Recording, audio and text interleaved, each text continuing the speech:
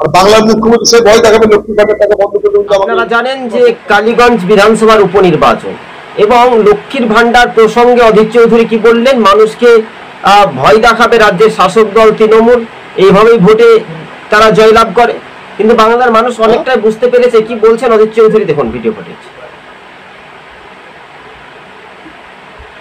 করছেই তো, রাজনীতি শুধু তো পশ্চিমবঙ্গে নয়, সারা ভারতবর্ষ কিনে হচ্ছে। আর বাংলার মুখ্যমন্ত্রী সে ভয় দেখাবে লক্ষ্মী ভান্ডার টাকা বন্ধ করে দেবেন, আমাকে তোমরা ভোট টাকা,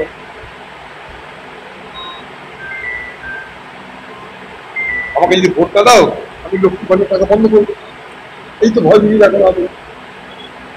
কিন্তু ভারতবর্ষে পাশাপাশি করে যান ঝাড়খণ্ড কংগ্রেস পরিচালিত সরকার ২৫০০ টাকা সেখানে মাইয়া যোজনা দাও, ২৫০০। আমরা দাবি করছি পশ্চিম সরকারের কাছে।